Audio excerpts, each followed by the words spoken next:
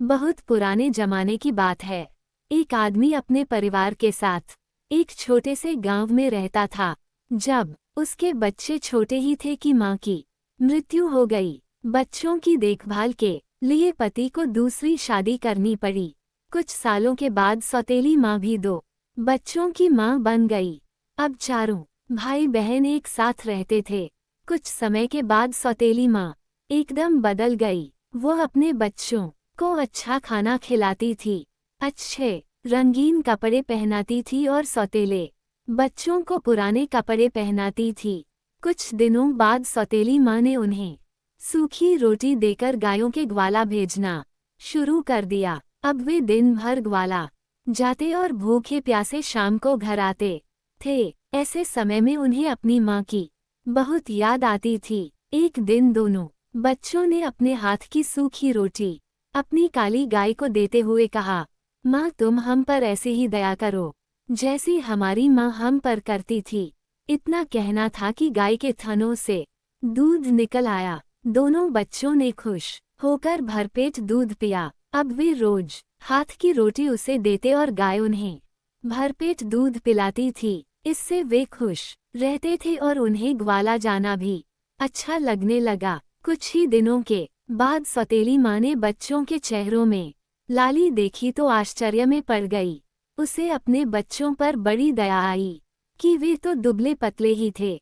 दूसरे ही दिन से उसने अपने बच्चों को भी सूखी रोटी देना शुरू कर दिया। 2-3 सप्ताह बाद उसने देखा कि बच्चे हटे कटते होने के बदले कुछ ज्यादा ही दुबले पतले दिखाई देने लगे थे। अब माँ थोड़ी उलझन में पड़ गई। उसने अपने एक बच्चे को इसका राज जानने के लिए भाइयों के साथ ग्वाला भेजा और कहा कि वह ध्यान दे कि भाई दिन में क्या खाते हैं। दूसरे दिन तीनों भाई गायों को लेकर जंगल की ओर निकल पड़े। गायों ने आराम से चरागाह में घास चरी। दोपहर का समय होने को आया। बच्चों के पेट भूख से कुलबुलाने लगे, पर उन्हें हिम्मत नहीं आ रही थी कि गाय से दूध मांगें। उन्हें डर था कि उनका सौतेला भाई माँ से चुगली न कर दे।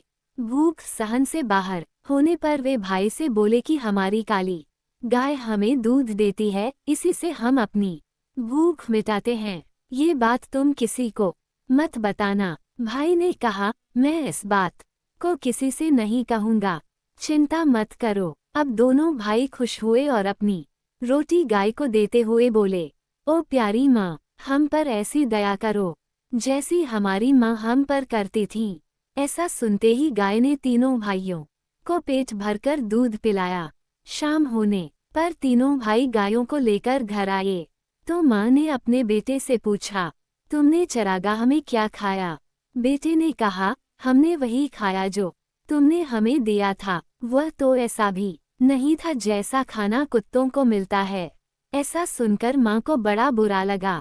दूसरे दिन उसने भाइयों के साथ बेटी को भेजा और कहा कि वह ध्यान से देखे कि दोनों भाई क्या खाना खाते हैं।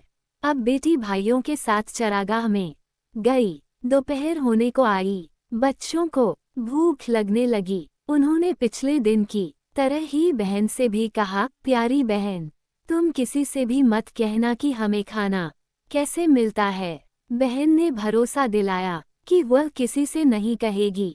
अब भाई गाय के पास गए और अपने हाथ की सूखी रोटी देते हुए बोले, ओ प्यारी माँ, हम पर ऐसे ही दया करो जैसी हमारी माँ करती थी। उस दिन गाय ने उन्हें ढेर सारा खाना दिया।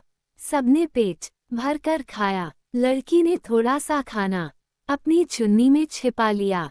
घर पहुँचते ही माँ ने पूछा कि तुमने चरागाह में क्या खाया? बेटी ने उत्तर दिया, मेरी चुन्नी से पूछो, मुझसे नहीं। माँ ने चुन्नी देखी तो उसमें खाना था। माँ ने पूछा, ये कहाँ से आया? बेटी ने माँ से कहा कि इसका जवाब चुन्नी ही दे रही है कि खाना गाय ने दिया था। ये जानकर माँ को बड़ा गुस्सा आया कि सौतेले बच्चे चरागाह में मजे कर रहे हैं। उसने उनकी काली गाय को ही मारने की ठान ली। उसने बीमार होने का बहाना करके वैद्य से कहा कि वो उसके पति से कहे कि काली गाय का मांस खाकर ही वह अच्छी हो सकती है। वैद्य ने ऐसा ही किया। उसके पति को कहा कि उनके घर की काली गाय को ही मारना होगा। बाप ने तुरंत ही बच्चों को समाचार भेजा कि मां को बचाने के लिए उन्हें काली गाय को मारना होगा। उसे लेने वे चरागाह में आ रहे हैं। ये सुनकर दोनों बच्चे गाय के गले में हाथ डालकर रोने लगे। तभी बाप व बेटा चरागाह पर आ पहुँचे। उन्होंने गाय के गले से लिपटे बच्चों के हाथों को हटाकर उन्हें दूर किया और घर को चल पड़े। बच्चे भी पीछे पीछे घर आए और पिता से कहा, पिताजी इसे नहीं मारें, नहीं तो हम फिर से बिना मां के हो जाएंगे। उनकी बात पर सबने उनकी खिल्ली उड़ाई और उसी समय गाय को मार दिया गया।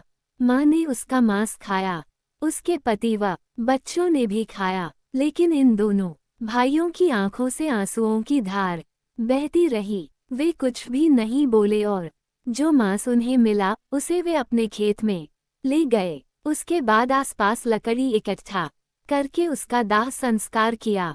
उससे जो राख बनी उसे अपने चरागाह में ले गए। वहां उन्होंने एक गड्ढा खोदा और जो अस्थियां बची थी उन्हें वह राख को दफना दिया। दूसरे दिन से दोनों भाई फिर से ग्वाला जाने लगे। फर्क इतना ही था कि काली गाय उनके साथ नहीं थी।